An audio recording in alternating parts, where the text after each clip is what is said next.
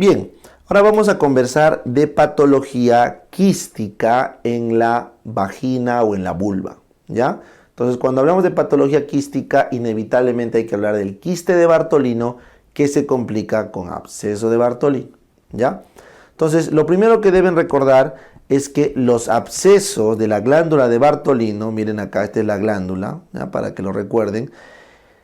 La vagina, a ver, vamos a hacer un breve resumen anatómico. Tienes acá el clítoris con su capuchón, tienes acá arriba los labios mayores, esto que estamos separando son los labios menores, esto que están viendo acá es la uretra, este orificio que están viendo acá, todo este orificio que estoy pintando de negro es el introito vaginal, ¿correcto? Esta telita que están viendo acá del introito vendría a ser el himen, ¿correcto?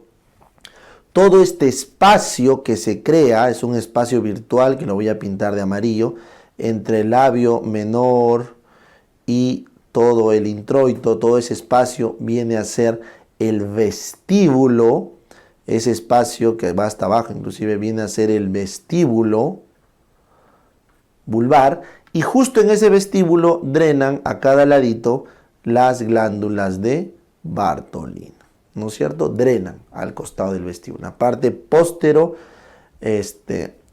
inferior, o perdón, inferolateral o posterolateral, dependiendo de cómo lo veas el ángulo del vestíbulo, ahí drenan las glándulas de Bartolino. Entonces lo normal es que estas glándulas de Bartolino drenen acá, su glándula está adentro, ahí está. Y estas no se olviden que aportan el 70% de la lubricación del acto sexual por parte de la mujer. Entonces, si fallaran las glándulas de Bartolino, bueno, pues la mujer tendría problemas para las relaciones sexuales, ¿verdad? Entonces, por algún motivo, acá justo en su desembocadura, por un pólipo, un quiste, un acúmulo de tejido, de piel, lo que fuera, se obstruye. Y cuando se obstruye, se hace esta masa. Esa masa que ven ahí, que es un quiste de Bartolino. Una masa en el vestíbulo vulvar, molestosa, como cuando caminas lo sientes, te duele, eso es un quiste de Bartolino. Si para tu mala suerte ese quiste se sobreinfecta, recuerda que le puede venir bacterias de la vagina, de la piel, de la vulva, o del recto, le puede venir de todo lado. Entonces, si le viene de la vagina, puede infectarse con clamidia, con gonococo o con anaerobios gram positivos de la vagina, ¿correcto? Si se contamina con la piel, puede contaminarse con estafilococos, con estreptococos, y si se contamina con el recto, puede contaminarse con Escherichia coli, con enterobacterias o anaerobios gram negativos. Entonces, de todo esto se ha visto que la E. coli suele ser la más frecuente, luego tienes las cutáneas y finalmente tienes las de origen sexual vaginal, aunque la gran mayoría de los cultivos de los abscesos de Bartolino son multiflora. O sea, se ha visto que tienes anaerobios, estafilos, estreptos, tienes de todo ahí. Así que su tratamiento es basado en esa premisa de que es multiflora. ¿Ya? Bien, entonces ese es el resumen de los aspectos generales de un quiste que complica un absceso de Bartolino. Entonces vámonos al tratamiento. Entonces cuando la paciente ya viene con su clínica, va a venir con su primer episodio de masa de glándula de Bartolino. Ya habíamos quedado que este primer episodio de masa va a tener una sensación de bulto en el vestíbulo que le da problemas a la deambulación, o sea, no le deja caminar tranquila, puede haber dolor, puede haber secreción, ¿no es cierto? Todo eso. Entonces entra nuestro algoritmo. Entonces, ¿cuál es el gran problema acá? El problema es que esa glándula, cuando se inflama, se infecta, tiende a recidivar y vuelve a infectarse, entonces hay que buscar la forma de que eso no vuelva a ocurrir, porque no la podemos extirpar. Entonces, hay un punto de corte crítico, que son los 3 centímetros, ¿ya? En la última actualización, la revisión up to date, 3 centímetros. Si es menor a 3 centímetros de tamaño, se dice que es pequeño. Y al ser pequeño, no es algo que me deba preocupar. Entonces, te haces una pregunta. Si hay signos de infección, ¿cuáles son los signos de infección, profe? Obvio, pues. Hay eritema, está caliente, está fluctuante, hay mucho dolor, puede que se infectó. Entonces recomiendan una pequeña incisión y un drenaje. Drenar toda la secreción. Y sobre eso le hacen sus bañitos de asiento, ¿correcto? Sus bañitos de asiento y ahí queda. Si es que solo es un quiste, o sea, no hay mucho dolor o es mínimo el dolor, no hay flogosis, no hay fluctuación, basta con baños de asiento y solito se va a desinflamar ese quiste. ¿Correcto? Bien. Sin embargo, si ya tiene 3 o más centímetros, es grande y por lo tanto no va a remitir solo. No, y si se infecta va a ser grave.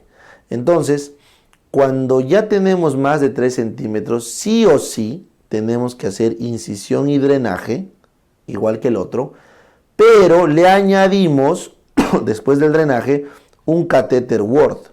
El catéter Ward es como una cuchara, ya, esta es la cavidad de la glándula, ahí está la glándula, ¿no? Drenando.